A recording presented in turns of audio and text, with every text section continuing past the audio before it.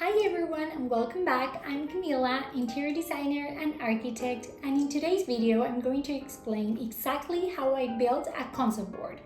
So first of all, what is a concept board? Or at least what I like to do in a concept. So first of all, a concept board is a curated visual layout that showcases everything that I want to include in a design. So it will have furniture, materials, textures, everything that I am designing for my client. And that's what we're going to do today. So let's get started. So a concept board, it's not only just a pretty picture. It will communicate the entire design vision to your client. So if we're designing a living room, what I will include in my board will be a sectional or sofa, seating, chairs, a rug, greenery, styling, lining. All these decor items too are going to be included in this board. So it's how I bring the design to life visually, and the client will expect to see this in the layout and in the overall design vision before, of course, we move forward to the next step. So where do I start? First of all, I wanted to let you know that I use Photoshop to do my concept boards. So keeping in mind this, the first step that I start doing with concept boards is adding architectural details. For instance, you have your client's living room. What are you going to incorporate? Or the bedroom. You're going to incorporate the windows that are in the space, the wall colors, or if you're going to incorporate a wall color, you're going to include there the code or the name of the paint color. Then is there any moldings? You're going to incorporate that too. The flooring, anything that is architectural, fireplaces, everything is going to be added in the first step. So adding these details, it's going to help you realize where you're going to add the following pieces in the space. It helps you set the ground for the background of your concept board.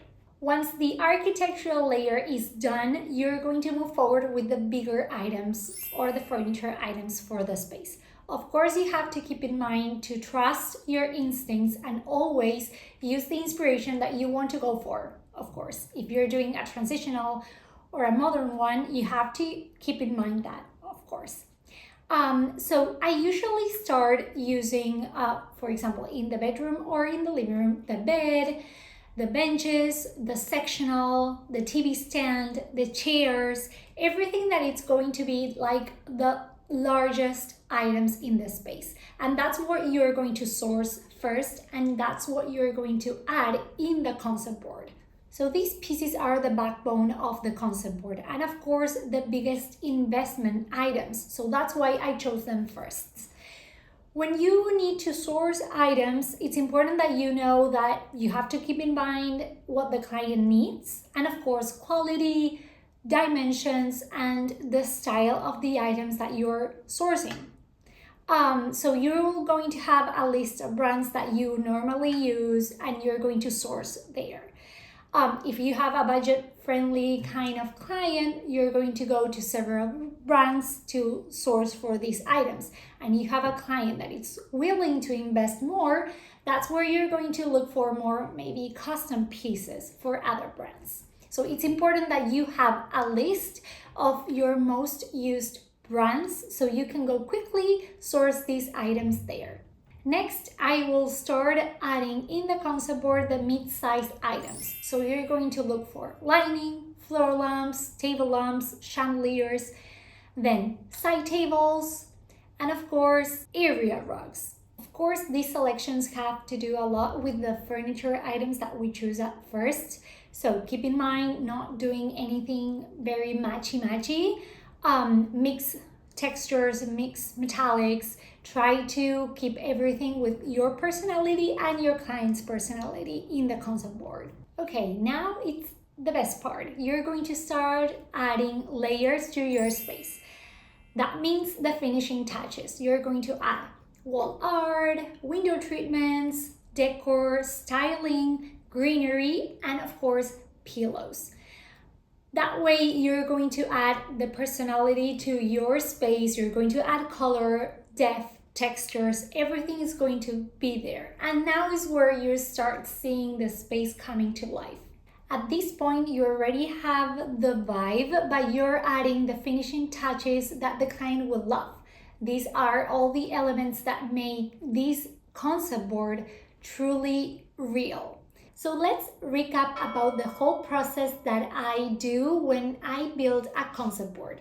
So first of all, the architectural details, the flooring, the windows, all the wall information.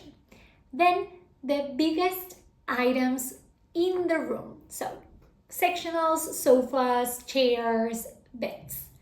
Then the mid-size items, that can be the side tables, the light fixtures, or the rugs. And lastly, the styling information. So decor items, these are all the small items. So decor items, pillows, the greenery, the window treatments. So this method helps you be consistent with your work. It will help you always remember what to do next and not feeling that you're overwhelmed with all the choices and all the elements that you need to incorporate in a concept board. And lastly, remember that the concept board tells a story. So you're going to explain this to your client and why you choose all the items that you're selecting for them.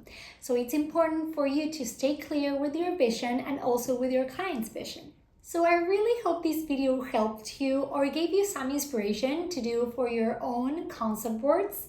Let me know in the comments if you have any questions about how I create concept boards, and don't forget to like and subscribe to see the next videos that are coming really soon. Thank you so much for watching and see you in the next one.